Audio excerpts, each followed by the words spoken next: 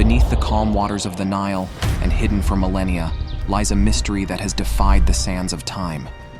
It was here, near the ancient city of Aswan, that a team of brave explorers recently stumbled upon a discovery that would shake the world of archaeology to its core. Beneath layers of sediment and time, they found something incredible: ancient Egyptian rock carvings, perfectly preserved in the cold, dark waters of the Nile. But how did they get here? And what do they reveal about a civilization we thought we knew so well? Join us as we explore the mysterious and ancient Egyptian rock carvings that have just been found underwater near Aswan. The discovery. A team of Egyptian and French archaeologists has made an extraordinary discovery in the River Nile near Aswan, Egypt. They found ancient rock carvings of powerful Egyptian pharaohs covered in hieroglyphs, lying submerged beneath the river's surface. These inscriptions date back to Egypt's Middle Kingdom and were lost underwater after the Aswan High Dam was built between 1960 and 1970. Undeterred by the challenge, the team dived into the depths to uncover and document these hidden treasures. The carvings include images of pharaohs from the 18th to the 26th dynasties, spanning a broad period of Egypt's history. Among the rulers depicted are the notable Amenhotep II, the mighty Thutmose IV, the strategic Psamtik II, and the powerful Thutmose II. Remarkably, the carvings are in excellent condition, providing a vivid window into Egypt's rich past and underscoring the historical importance of Aswan. This exciting discovery has thrilled the global archaeological community and reignited interest in ancient Egyptian history and art. It promises new insights into one of the world's most captivating civilizations and hints at further groundbreaking discoveries in the field of Egyptology. Aswan's history. Aswan, once known as Swanet, was a key city in ancient Egypt, situated at the southern edge of the empire. It was a place of great significance, facing the frontier lands to the south. The name Swanet is believed to have come from an Egyptian goddess with the same name. Later, when the Greeks and Romans took over, they linked her to their own goddesses of childbirth, calling her Eileithyia and Lucina. The meaning behind her name is often translated as the Opener, a fitting title for a city that symbolized the beginning of Egypt. Some also believe the name Swanet comes from the Egyptian word for trade or market. Because the Egyptians saw the south as the source of the Nile's life-giving waters, they considered Swanet the starting point of their land. Located on a peninsula on the Nile's eastern bank, just north of the river's first major set of rapids, Swanet held a vital position. From this point, boats could travel freely down the Nile to the delta without hitting any major obstacles. Swanet was more than just a trade center, it was a crucial military outpost as well. For centuries, it served as a garrison town, with soldiers stationed there to protect Egypt's southern border. All boats traveling north or south had to stop there to pay tolls and taxes. In the early 300s AD, the Roman legion stationed in Swanet received a bishop from Alexandria, marking the start of the city's role as a center for Christianity, eventually becoming the Coptic diocese of Sienne. The importance of Swanet did not go unnoticed by ancient historians and writers. The city is mentioned by the likes of Herodotus, Strabo, and Pliny the Elder. It even appears in religious texts like the Book of Ezekiel and the Book of Isaiah. Looking out from the west bank of the Nile, the view of the islands and Aswan is striking. Above the city, the Nile stretches nearly 650 meters wide. From Aswan, the river flows uninterrupted for over 1,200 kilometers northward to the Mediterranean, making it a vital artery for travel and trade. In ancient times, the journey from Aswan to Alexandria could take anywhere from 3 to 4 weeks, depending on the weather conditions. Aswan High Dam. The Aswan High Dam, constructed between 1960 and 1979, was a monumental achievement designed to tame the mighty Nile River and protect Egypt from the cycle of flooding and drought that had shaped its civilization for millennia. However, beneath the dam's modern engineering marvel lay ancient secrets and a story of both preservation and loss. One of the most dramatic aspects of the dam's construction was the urgent effort to save Egypt's ancient treasures from a watery grave. UNESCO launched an unprecedented campaign to rescue monuments threatened by the rising waters of Lake Nasser, the massive reservoir formed by the dam. Among the saved were the iconic rock-cut temples of Abu Simbel, meticulously relocated piece by piece to higher ground. These colossal statues of Ramses II and his queen, Nefertari, were spared from submersion, ensuring their place in history for future generations. Yet, not all could be saved. Entire Nubian villages were swallowed by the reservoir, and approximately 100,000 people were displaced from their ancestral lands.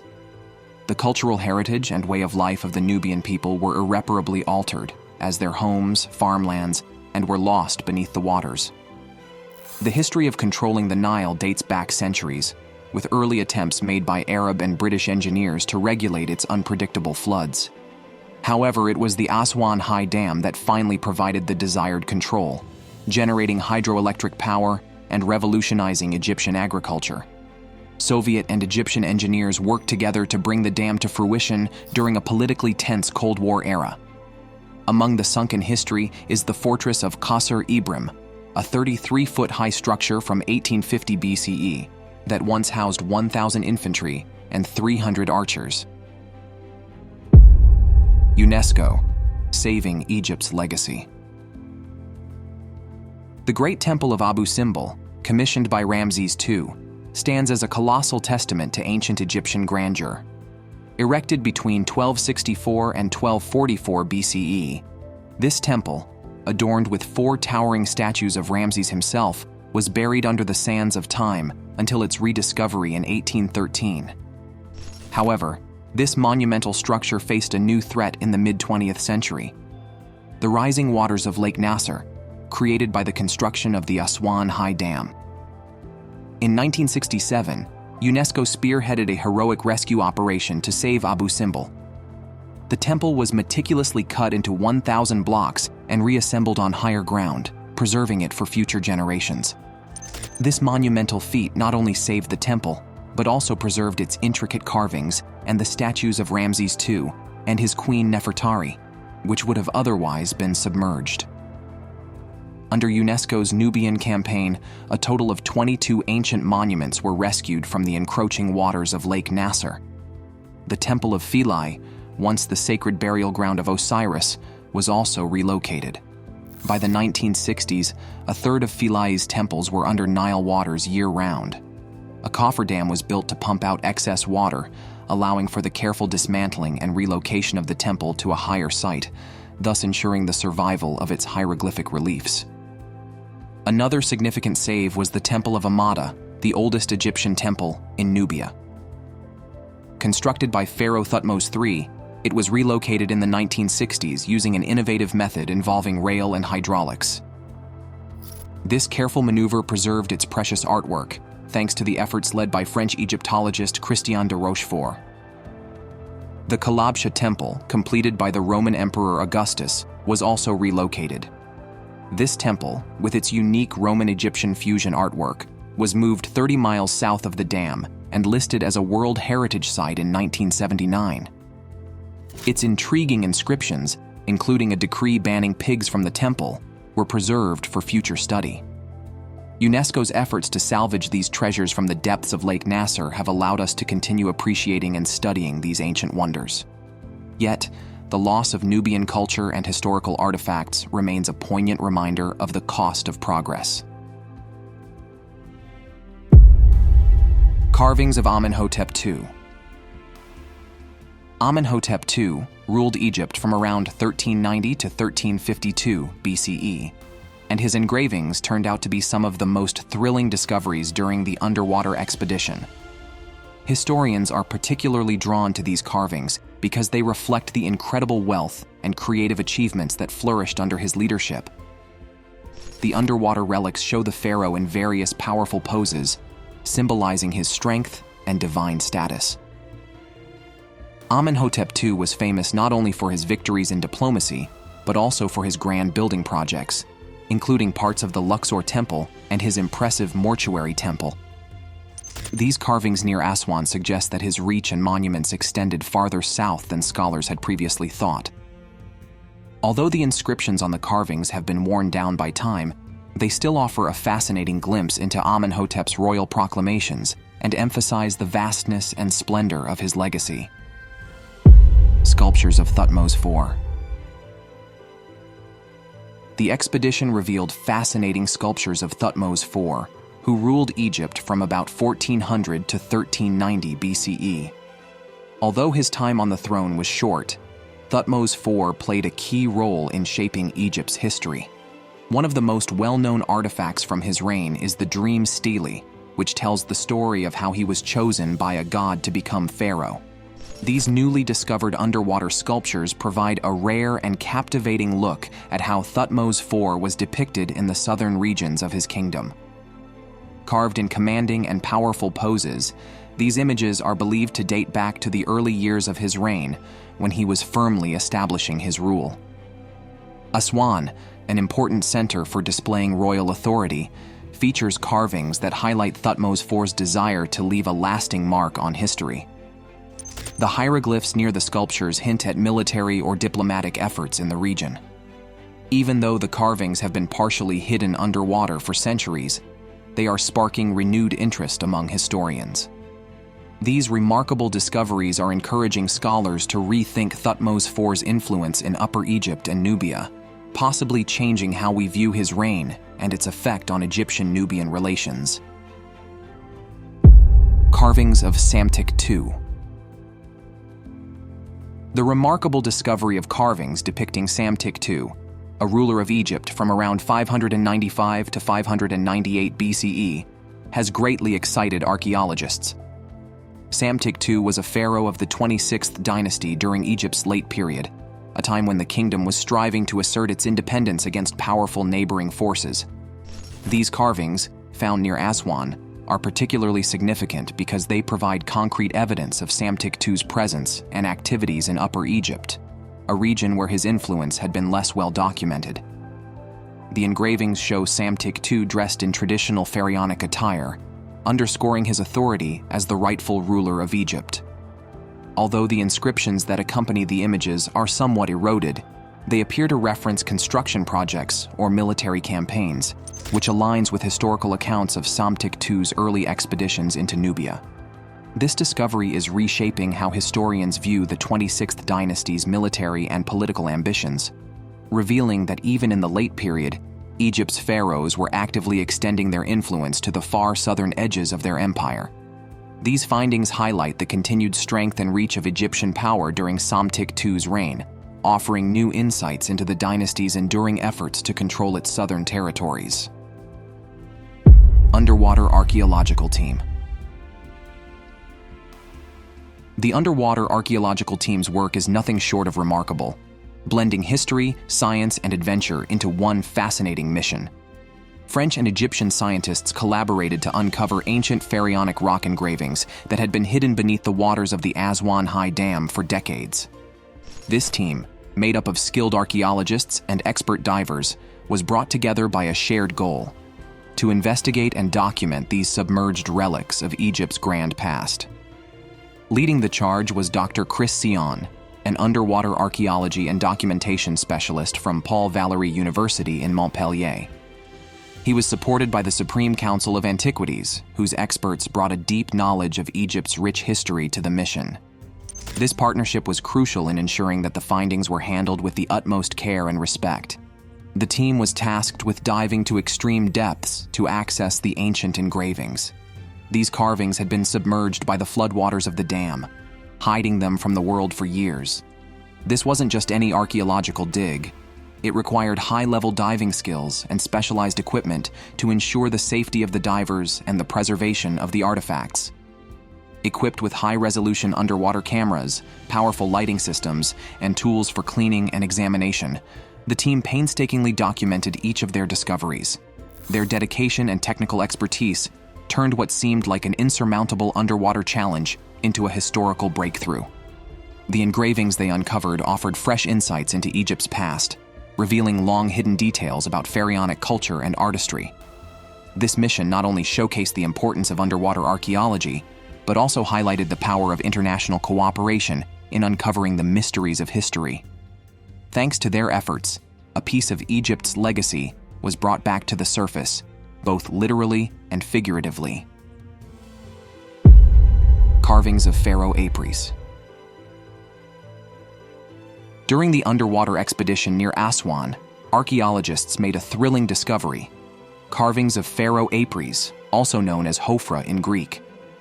Apries ruled Egypt during the 26th dynasty from 589 to 570 BCE, a time when the nation faced significant geopolitical challenges, including the rise of the Babylonian Empire. These carvings, hidden beneath the waters for centuries, provide new perspectives on Apries' reign and his attempts to consolidate power beyond the Delta region he primarily governed. The carvings depict Apries in full pharaonic attire, adorned with the regalia symbolizing his divine right to rule. He is shown wearing the traditional headdress, which was reserved for the most powerful of Egypt's rulers, and the uraeus, the sacred serpent symbol worn by pharaohs as a sign of protection and authority. These depictions not only emphasize Apries' status as a leader chosen by the gods, but also project his desire to present himself as a powerful and legitimate ruler during a turbulent period in Egyptian history. The location of the carvings in Aswan is particularly intriguing.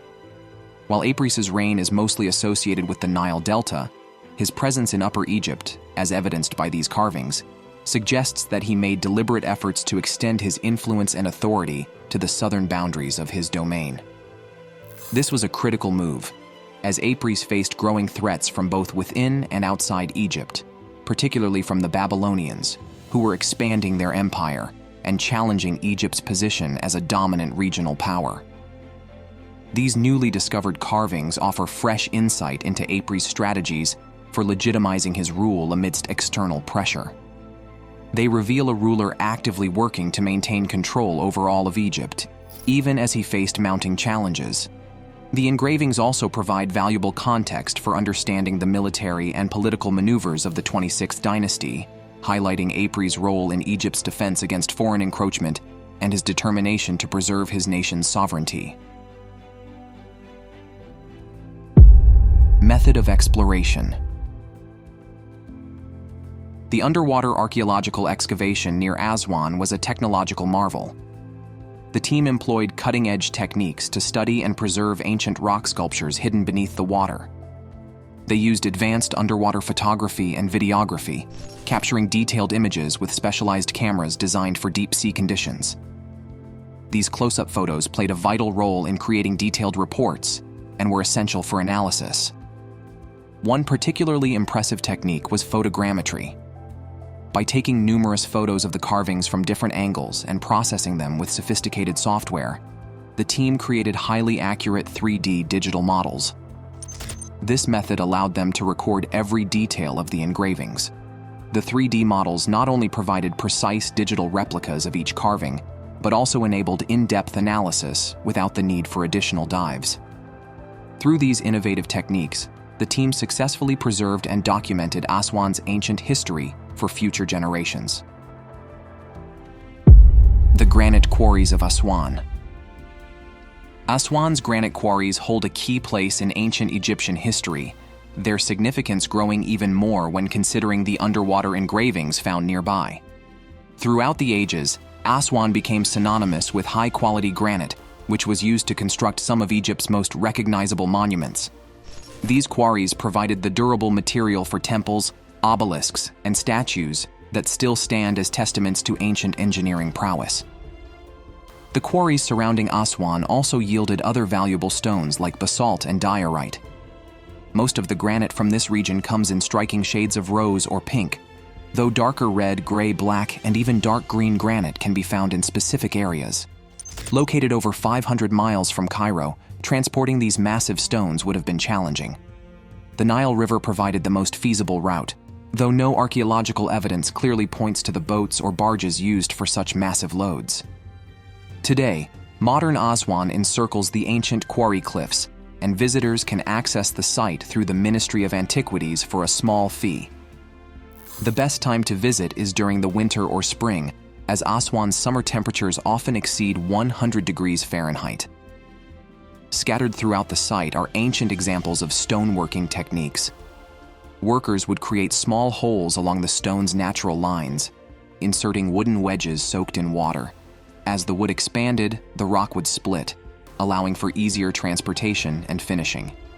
The prevailing theory holds that pounding balls of dolerite were used to break away and shape the granite. Modern visitors can watch a demonstration of these methods before trying it themselves, though few can last more than a minute or two before their hands and arms grow too sore, often producing little more than a small cloud of rock dust. The quarry's most renowned feature is the unfinished obelisk intended for Queen Hatshepsut. Abandoned due to a crack that appeared during the carving process, this giant monument stretches 140 feet long and weighs around 1,200 tons. It sits within a trench cut out from the surrounding stone, and the trench walls bear signs of the laborers' painstaking work. The marks in the rock suggest that workers spent years chipping away at the granite, slowly separating it from the bedrock. The trench also contains pits, some with rounded profiles and others with squared-off edges. These pits, clearly not made by pounding balls due to their precise shapes and sizes, raise further questions about the tools and methods used in the quarry. Near the obelisk's apex, a distinct crack is visible, often cited as the reason for the project's abandonment. However, this fissure appears almost deliberate, leading some to believe that it was an intentional split in the stone. Small indentations can be found across the top of the obelisk, with no obvious purpose but a precise placement that suggests deliberation. To the southeast, traces of similar excavation marks line the rock faces and tunnels. Another unfinished excavation can be found here, perhaps another obelisk or a large block intended for a statue. The grooves in the rock measure a consistent 24 to 25 inches apart, resembling the patterns left by modern trenching machinery. Large blocks of granite, separated from the bedrock but left unfinished, dot the area. The precise and large-scale work done in this quarry over millennia raises profound questions about the abilities and methods of the ancient Egyptians, leaving behind a legacy of engineering marvels that continue to puzzle and amaze. Hieroglyphic secrets of Aswan. The art of hieroglyphs near Aswan stands as a testament to the sophistication and importance of ancient Egyptian writing. Hieroglyphics, the writing system that evolved in Egypt over 3,000 years, serves as a window into the civilization's cultural, political, and spiritual life. The recent discovery of rock carvings near Aswan that feature these intricate symbols is proving to be a treasure trove of information for scholars eager to delve deeper into Egypt's history. Carved into stone, these hieroglyphs were not merely decorative elements, they carried significant meaning. Each symbol was meticulously crafted to convey ideas, historical events, or religious beliefs. In the case of the carvings near Aswan, the hieroglyphs accompany detailed artwork, offering context for the scenes they depict. Whether these inscriptions celebrate military victories, religious ceremonies, or the divine right of a pharaoh to rule, they are critical pieces of the puzzle that help researchers understand the purpose of the carvings and the events they commemorate. For historians and Egyptologists, the hieroglyphic writings associated with these carvings provide essential clues about the reigns of the pharaohs depicted in the artwork, including those from the 26th dynasty, such as Psamtik II and Apries. These inscriptions illuminate not just the political and military endeavors of the time, but also the efforts of these rulers to assert their authority in regions far from their capital in the Nile Delta. Through these carvings, researchers can trace the pharaoh's attempts to maintain control over distant territories like Upper Egypt and Nubia, revealing their broader strategies in the face of foreign threats, including the expanding Babylonian Empire. The study of these hieroglyphs allows modern scholars to reconstruct the ancient narratives that shaped Egypt's history. Safeguarding submerged history. Preserving the ancient submerged carvings near Aswan is a delicate and complex task, requiring ingenuity and dedication from the archaeological team. These remarkable artworks, carved into stone and resting underwater for centuries, face unique threats that differ from typical land-based artifacts. Water erosion, constant pressure, and the growth of aquatic organisms such as algae and barnacles pose serious risks to the longevity of these priceless pieces of history. The first step in the preservation process involves the meticulous cleaning of the carvings. This is no simple task, as it requires the team to gently remove layers of grime, sediment, and biological material without damaging the fragile surfaces beneath. Specially designed brushes and tools are used to ensure that even the most delicate details are preserved. Divers carefully maneuver around the carvings, ensuring that the cleaning is both thorough and respectful of the historical integrity of the site. Looking beyond the immediate cleaning efforts, the team is developing long-term preservation strategies to protect the carvings from further damage. One option being considered is the relocation of key pieces to land-based museums, where they can be displayed and preserved in controlled environments.